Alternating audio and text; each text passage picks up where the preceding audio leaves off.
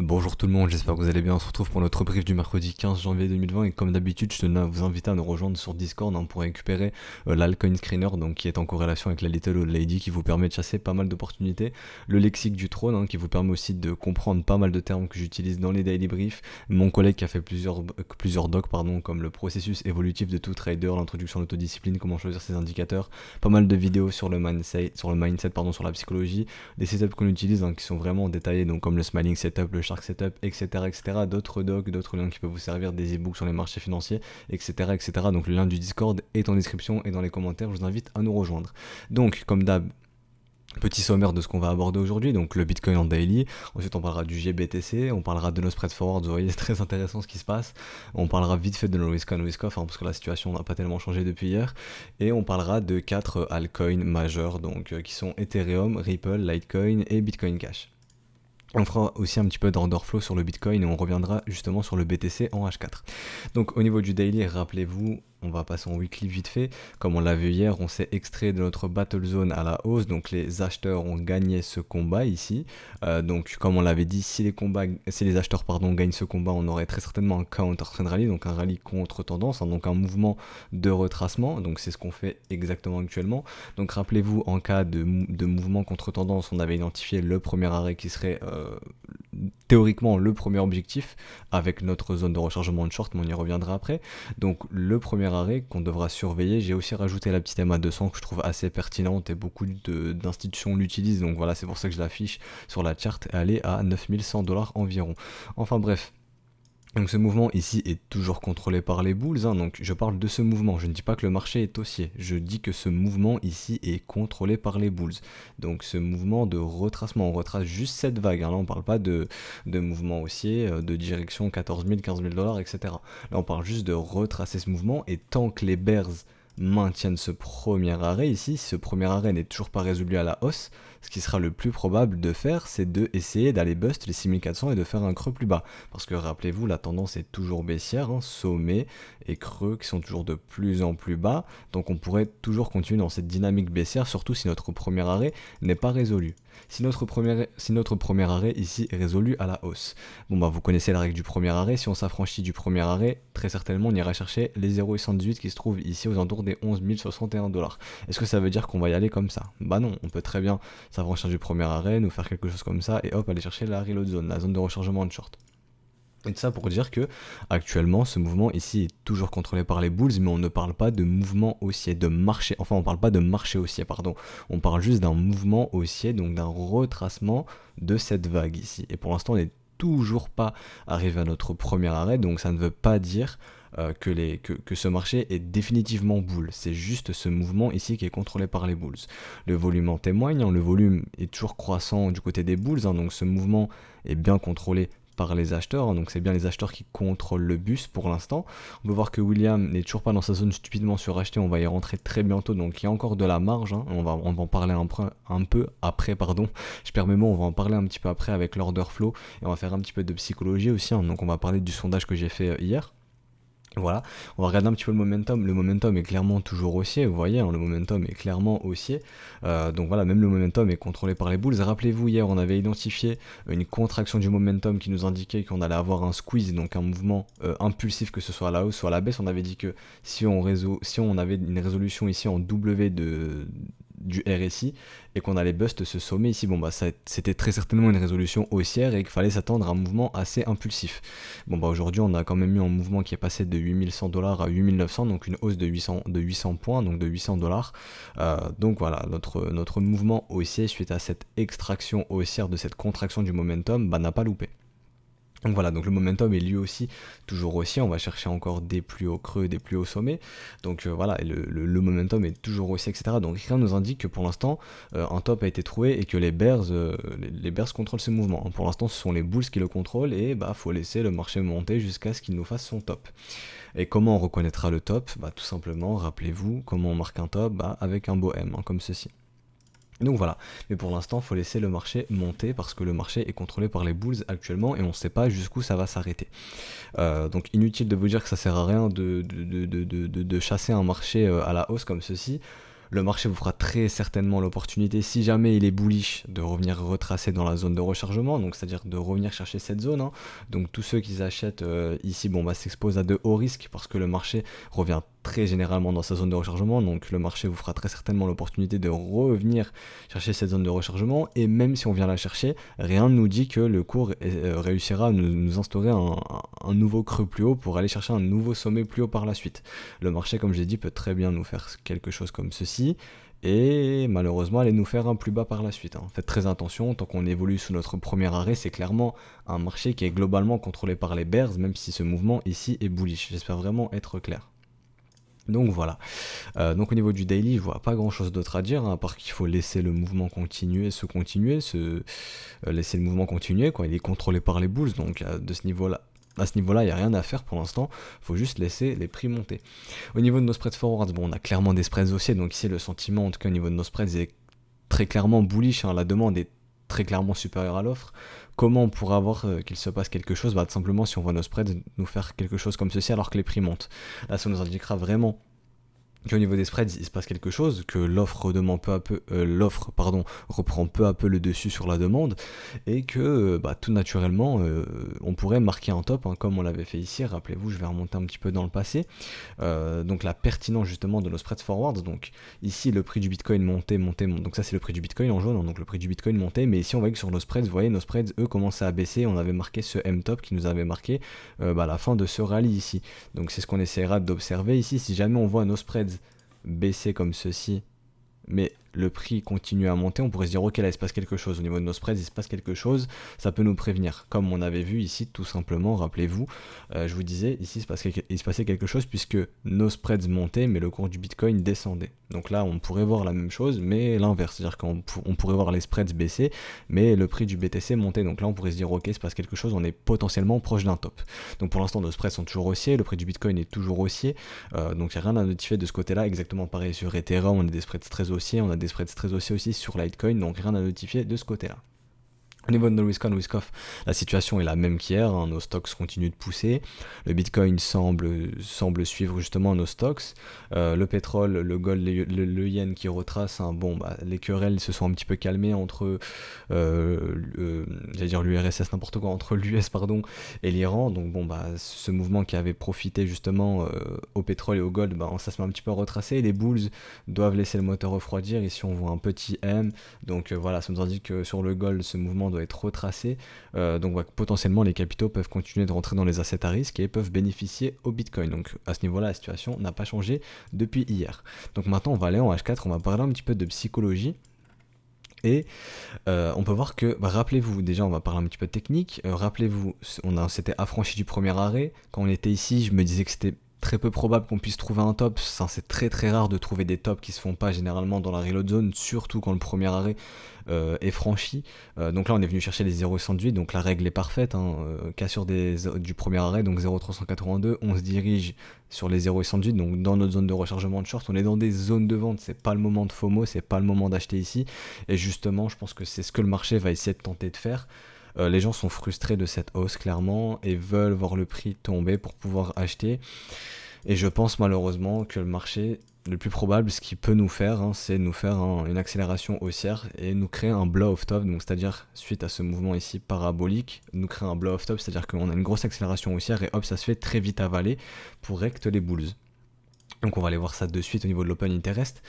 Donc comme je peux le constater, j'ai du mal à avoir du FOMO dans ce marché, donc pour l'instant la majorité est clairement à l'achat, mais les liquidations des bears permettent de faire à mon sens que ce mouvement continue d'être profitable pour les market makers.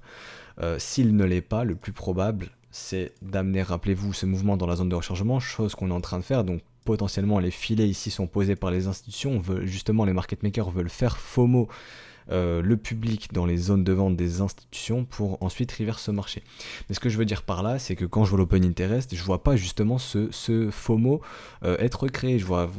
Pour moi, j'ai pas l'impression que le marché actuellement est en train de FOMO. Le marché est plus dans une optique de vouloir les prix baisser pour pouvoir acheter. Donc, à mon sens, le plus probable, c'est justement si les bulls ne veulent pas laisser le moteur se refroidir, que le marché nous crée vraiment une phase FOMO dans laquelle on pourrait avoir justement une accélération du prix avec un mouvement parabolique qui se terminera mal, comme toutes les paraboles, hein. Les paraboles, ça fait ça, et hop, ça se termine comme ceci, et ensuite on a le dead cat bounce, donc la création du M, et le marché se retourne. Donc, c'est ce qui me paraît le plus probable. Donc, s'il y a ça qui se met en place, ce que je voudrais voir, c'est au niveau de l'open interest, vraiment l'open interest augmenter, l'open value augmenter aussi, voir le founding monter aussi, qui m'indique que, ok, là, les gens vraiment, on passe bulls, on se met en mode FOMO, et ensuite, on pourra, désolé du terme que j'ai utilisé, mais baiser les bulls, hein, c'est-à-dire créer un blow-off top, et c'est-à-dire tout l'argent qu'on a donné aux bulls ici, on le récupère, et en plus, ce gros mouvement ici, rectera pas mal de bears, comme on peut le voir ici. Donc ça, c'est les zones de liquidation. Donc on peut voir qu'il y a énormément de liquidation de bears à aller chercher ici, hein. J'ai calculé, il y a pour plus de 100 millions potentiellement. Donc voilà, ça me paraît très juteux pour les market makers d'aller chercher justement ces grosses zones de liquidation en potentiellement créant un mouvement vraiment de FOMO dans lequel on pourrait très possiblement s'approcher des 10 000 $. Donc rappelez-vous le big fat round number, donc le gros chiffre rond psychologique qui peut attirer les prix. Rappelez-vous, on a toujours notre target AB égale CD, donc comme ceci, donc AB égale CD aux alentours des 9 300 $, ou aussi ce AB égale CD aux alentours des 9 685 $. Donc ça, ce sont des PRZ, hein. Donc pour les harmonic traders, ceux qui tradent les harmoniques, vous savez de quoi je parle, PRZ, Potential Reversal Zone, donc en français, potentielle zone de renversement.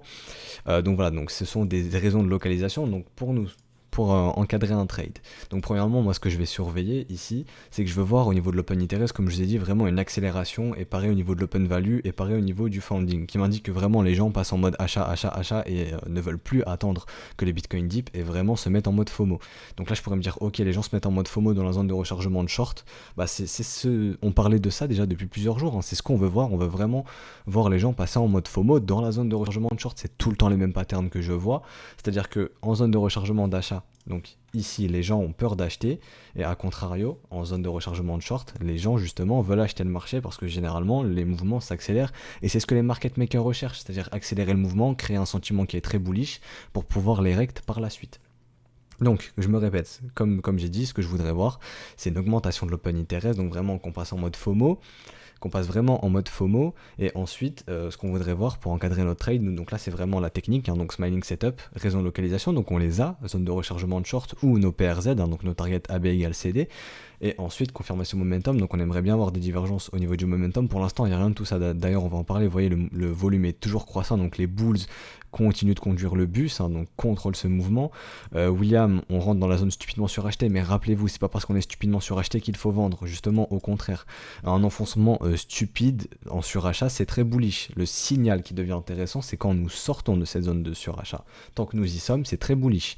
Tant qu'on a un enfoncement stupide, c'est très bullish. Au niveau du momentum, toujours pas de divergence, le momentum est toujours haussier, que ce soit sur MACD ou le RSI, je fais pour les deux maintenant, rappelez-vous, dans les briefs on aborde les deux. Donc ce mouvement est toujours haussier, et comme je vous dis, on est en train de créer un mouvement parabolique, et le plus probable, je pense, comme je l'ai dit, c'est une accélération de ce mouvement qui se terminera mal en blow-off top, c'est-à-dire on réavale le mouvement parabolique qui a été créé. Et ensuite, pour marquer ce top, rappelez-vous, ce qu'on va voir, c'est un beau M qui nous inversera ce top, et ensuite on aura très certainement un retracement en zone de rechargement. Donc la zone de rechargement, je ne sais pas où va être le top, je le mets par exemple ici, la zone de rechargement sera ici. Ensuite on verra si les bulls arrivent à maintenir ces zones de rechargement, et s'ils n'y arrivent pas, le plus probable c'est qu'on continue de baisser dans ce marché, hein. Donc voilà, mais là je me projette énormément. Là on va vraiment parler pour les prochaines heures, prochains jours. Donc ce qui est très probable à mon sens, c'est vu que les gens veulent voir le prix du Bitcoin baisser pour pouvoir en acheter, qu'on les fasse courir après, et qu'on liquide tous les bears, et qu'ensuite on liquide tous les bulls. Donc opération très gagnante pour les market makers. Et si les filets ici sont posés par les institutions, les institutions auront leurs ordres de short qui seront fill et pourront reverse ce marché par la suite. Donc hier j'ai du coup fait un sondage, donc je vous ai posé la question suivante: jusqu'où Bitcoin peut pump dans les prochains jours, prochaines semaines? Vous avez été 24% à dire au-dessus de 9 000 $, 10% à dire au-dessus de 9 500, 16% à dire au-dessus de 10 000, et 37% à dire qu'il n'ira pas au-dessus de 9 000 $. Donc vous voyez, c'est ce qui m'amène à penser quand même que majoritairement, je ne dirais pas que les gens sont bears, mais que les gens ne veulent pas voir le prix du Bitcoin monter, veulent voir le prix du Bitcoin baisser. Et potentiellement, le marché, ce qu'il peut faire, comme je vous expliquais, c'est liquider tous les bears. Comme on peut le voir ici, il y a toutes les liquidations des bears. Ici, il y a énormément de liquidations. On peut voir que les liquidations des bulls sont un petit peu plus bas, et il n'y a pas beaucoup de liquidations, hein. Les grosses liquidations sont plus vers ici, vers le 8004. Donc potentiellement aller chercher justement les liquidations des bears, on crée un gros mouvement FOMO, et là tous les gens FOMO, et hop, on retourne le marché, et tous les gens qui ont FOMO se font baiser. Donc voilà, mais c'est pour vous dire que vraiment, j'ai l'impression que les gens ne veulent pas voir le prix du Bitcoin monter et malheureusement, bah, c'est potentiellement ce que le marché peut chercher à faire. Rappelez-vous notre trade des 80%, je vais revenir dessus, hein, mais voilà, là c'est vraiment de la technique, mais rappelez-vous, on va chercher la value basse, on réintègre la value, 80% de probabilité d'aller chercher la value haute. Ici, bon, bah, le marché a clairement été chercher la value haute, hein, donc c'est toujours sympa de voir ces règles de 80% être accomplies, hein. Donc voilà, ça fait plaisir de voir bah, que c'est accompli. Voilà, donc c'est juste un terme technique, hein, mais bon, on a été chercher la value haute, etc. On a été chercher la value haute. Donc raison de localisation, mais bon, c'est pas suffisant. Nous, ce qu'on veut, c'est confirmer son momentum et structure pour pouvoir shorter ce marché. Donc maintenant, on va parler encore un petit peu psychologie. Quand le prix monte, les gens ont tendance à penser, bah, vu qu'ils ont raté l'opportunité de pouvoir acheter, bah, de shorter le marché en fait. Mais il ne faut surtout pas faire ça. Faut laisser le marché monter. Faut laisser le marché monter et établir son top. Et comme j'ai dit, le top, on le connaît quand le marché nous fait un joli M, un joli smile, tout simplement. Comme il nous a fait dans le passé, hein. Je vais retourner en daily, on va aller sur la charte de gauche. Mais rappelez-vous ici, les gens étaient vraiment très bullish. Et justement, je vais vous faire voir ce que je veux voir justement. Je vais vous montrer ce que je veux voir au niveau de l'open interest. On va retourner un petit peu dans le passé. Donc il faut que je retrouve le mouvement, le gros short squeeze qui avait été fait aux alentours des 10 000. Hop, je vais essayer de le retrouver. Donc voilà, c'était ici. Donc c'était ici. Donc ici on a vu notre méga short squeeze, etc. Et ici les gens étaient très très bullish. Les gens voulaient voir le prix du Bitcoin monter parce que justement ils ont été choqués de ce mouvement très haussier. Donc c'est pour ça que je vous parle de potentiellement créer encore un mouvement, encore une grosse impulsion, donc potentiellement un mouvement de 1000 $ pour vraiment que le sentiment passe vraiment bullish.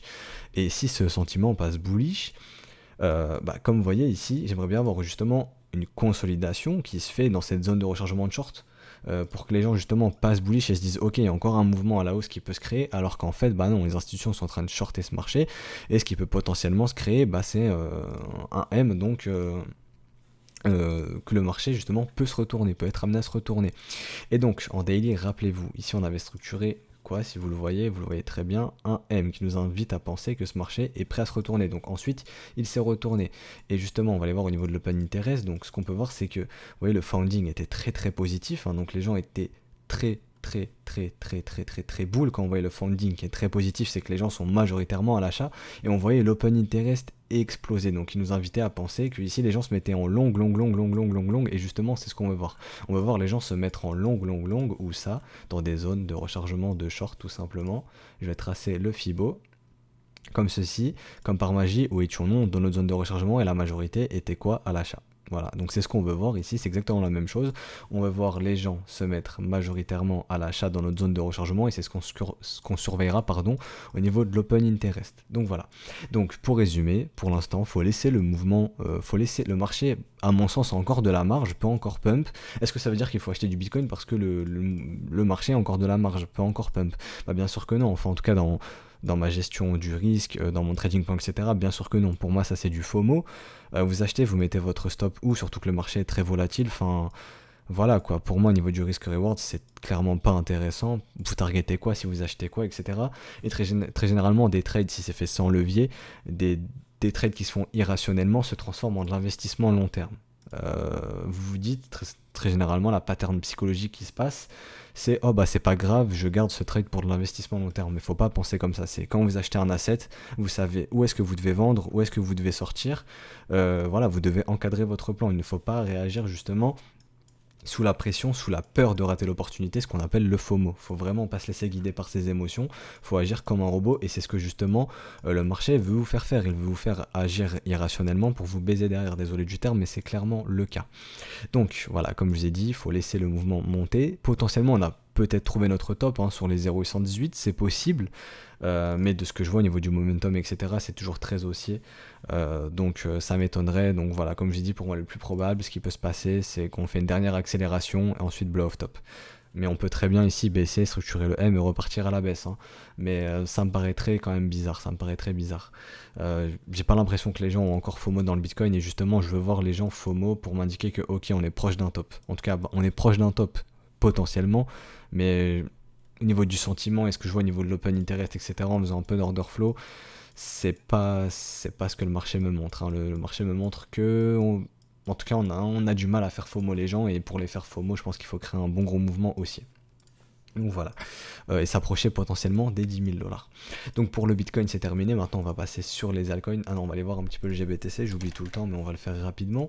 Donc au niveau du GBTC, on peut voir que au niveau du GBTC ils ont un peu de mal, eux ils ont vraiment du mal à aller plus haut que le précédent mouvement. Donc voilà, c'est assez intéressant de noter que le GBTC a du mal à suivre et bah voilà, c'est juste intéressant de noter ça, mais je vois rien de plus à dire, il y a une petite décorrélation, donc on surveillera ce qui se passe sur le GBTC. Donc voilà, donc maintenant on va aller sur les altcoins. Donc rappelez-vous, sur les altcoins, nos Smiling Setup avait été déclenché. Donc Smiling Setup, raison la localisation. Donc là je vais passer sur Ethereum. Donc la première raison, la localisation, nous étions sous la zone de rechargement. Donc pour moi c'est une localisation qui est parfaite, hein, sous la zone de rechargement. Il y avait aussi des targets AB égale CD, etc. Mais bon, pour moi la localisation c'est ok, en dessous de la zone de rechargement, ça me va.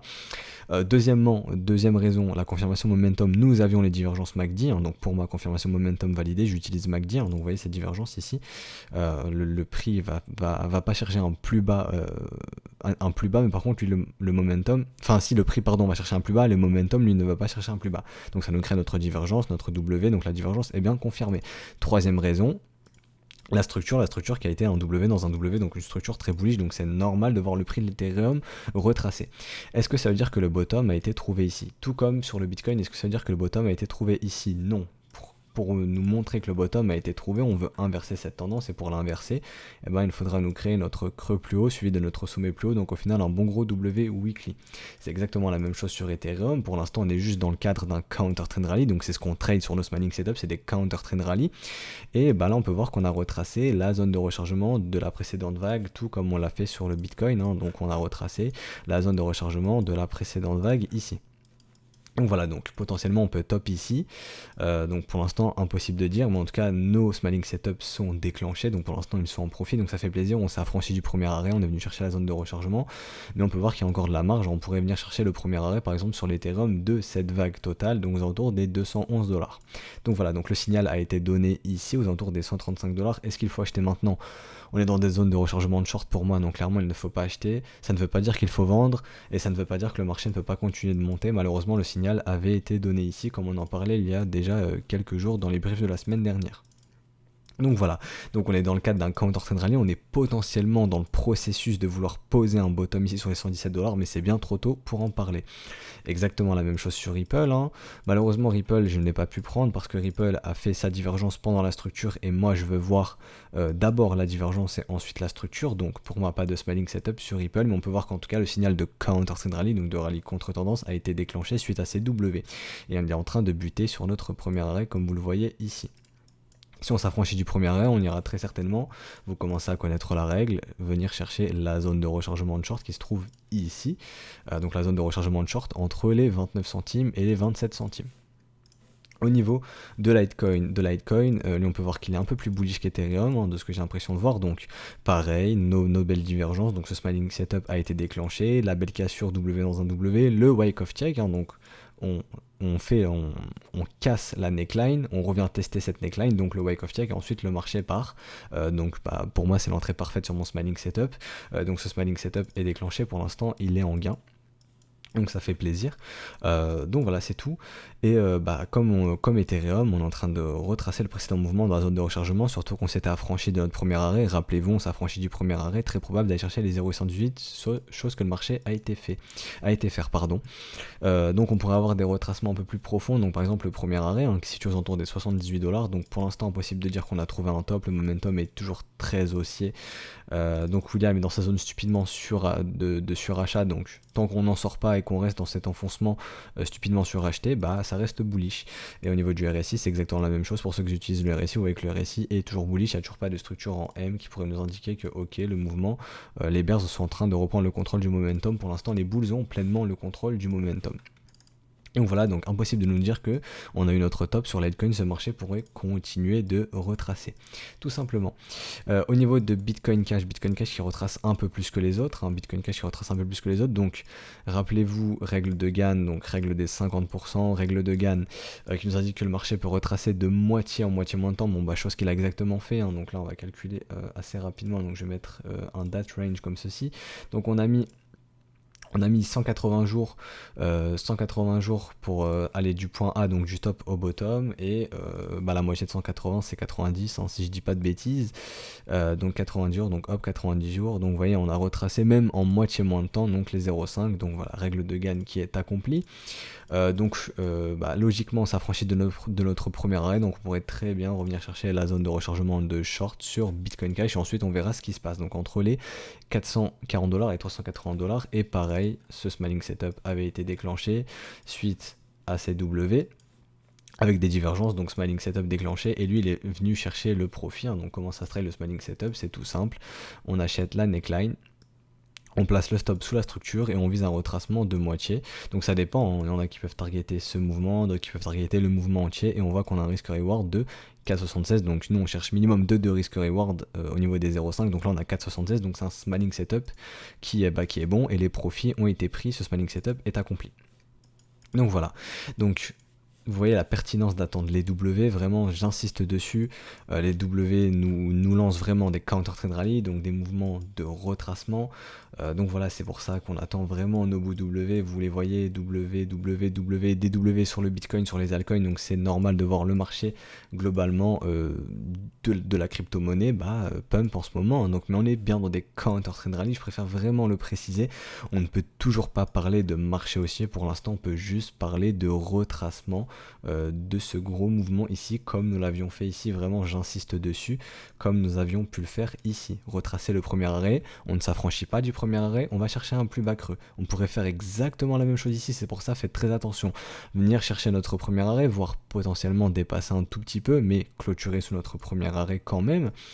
Et par la suite, si on arrive à structurer un M, potentiellement repartir à la baisse. Donc pour les bulls, eux ce qu'ils vont essayer de faire, c'est tout simplement instaurer un plus haut creux dans la zone de rechargement pour ensuite aller instaurer un plus haut sommet, et là on pourra dire que ok, il y a de grosses probabilités que notre bottom a été posé à 6005 et que l'objectif maintenant des bulls c'est d'essayer d'aller péter les 13008 et de pousser plus dans ce marché, donc d'aller chercher notre grosse zone de rechargement ici de short, donc de pousser dans la zone de rechargement, et pourquoi pas aller chercher les 16 000$, voire plus. Et si on s'affranchit de tout ça, essayer de s'affranchir de la TH, donc du point le plus haut sur le BTC qui est à 20 000$.